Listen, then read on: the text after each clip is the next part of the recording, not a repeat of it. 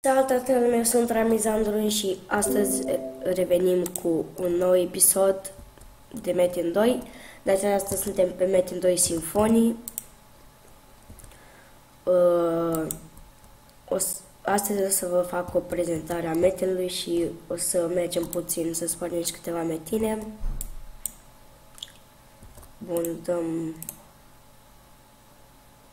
la nume magazin ascunde.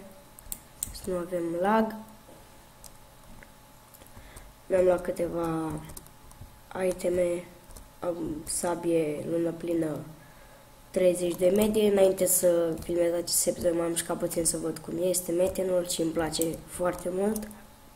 Magazinul general, șterge item, nu știu să spunem, nu știu, n-am acum nimic care vreau să șterg. Ba da. Băgăm sabia pe magazin general. Hai mă, carule. Dăm da și itemul a fost șters.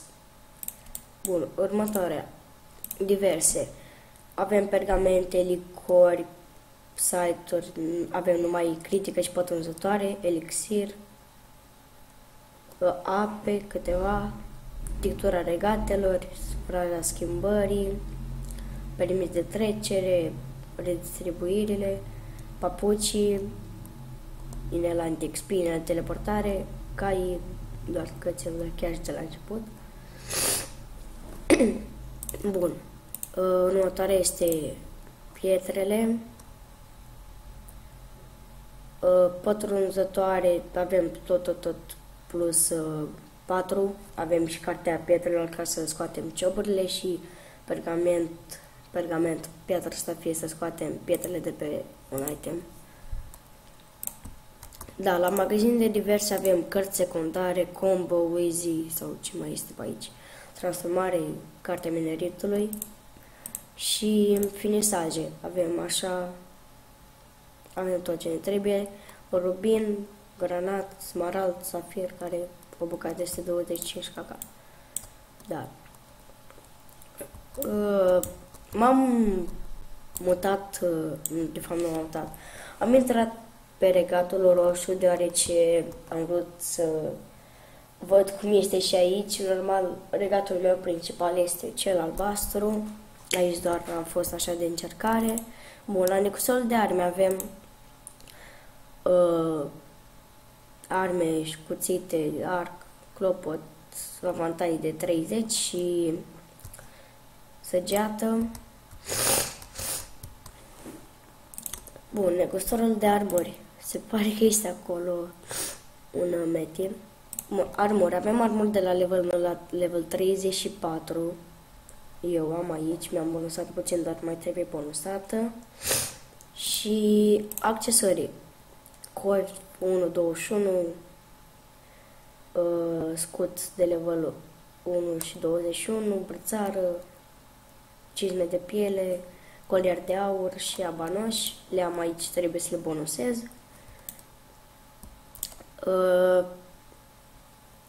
De la învățător reței magiile și am văzut că nu știu, am dat pe el și nu vreau să mi se deschidă. Adică nu mai are să se deschidă, se pare că nu pot să iau freze sau cea. Nu există freze, cred. De început ne dă și o eșarfă maestru normală, rata absorpție 1%. Această eșarfă obține 1% din bonusurile de pe arme sau armuri folosite la absorție. În fine, mergem puțin până în map 2, albastru, acolo știu mapa, la roșu nu știu map 2. Bun, mamă, lup, faraon, 90.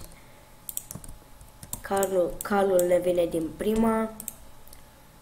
Aici nu băgăm deocamdată. Nu știu, încercăm acum să bonusăm ăștia.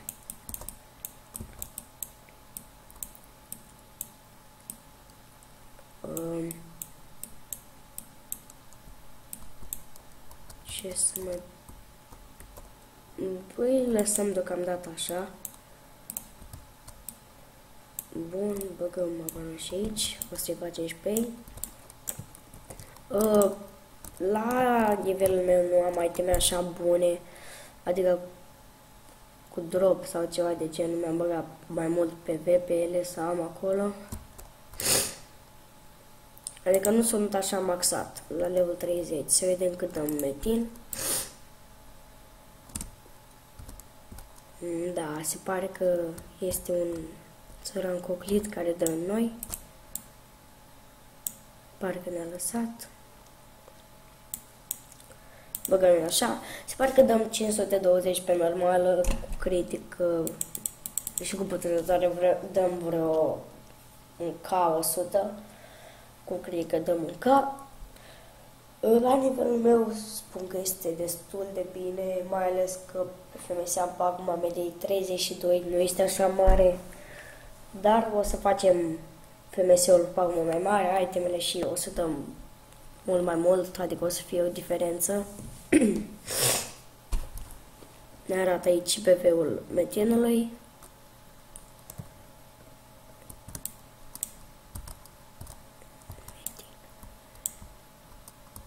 Metilul, doamne, pietre. Cartea competenței. Babazen. Metin. Mai batem un metin.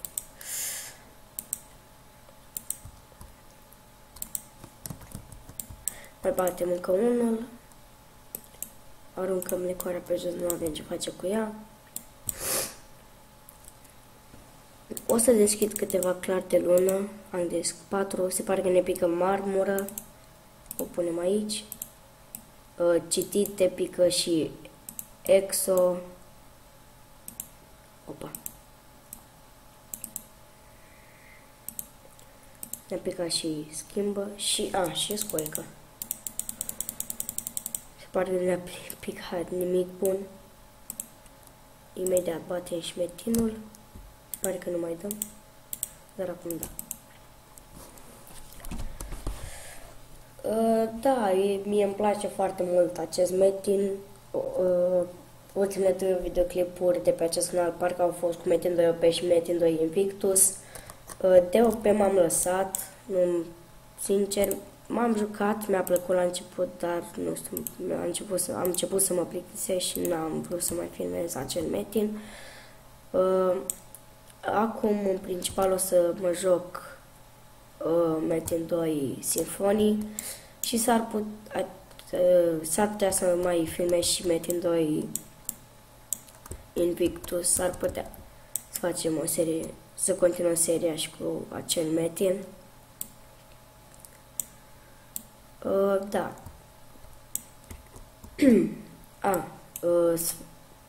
Din pietre pică, metine pică asta, clar de lună, babezen, schimbă și tot așa mai departe. Până acum am o aură sabie care este 8 kk. Banii se fac destul de ușor, zic eu, o binecuvântare, 2 tăișuri și un vârtej sabia. Da, de data viitoare o să farmăm și poate o să facem nivel 35. Acum, este specialist brutal, să-l bate. Mă bate el pe mine, mă. Dau 300 în el. E cam slăbuț. Eu sunt cam slăbuț. L-am bătut. Bun, trimitem calul. Mi-am pus numele altor, nu știu, mi-a venit așa random și nu mai știu ce nume să-mi pun și mi l-am pus pe ăsta. Da, acest episod l-am făcut pe Metin 2 Symphony, eu am fost Ramizantronics și acesta a fost primul episod de pe Metin 2 Symphony.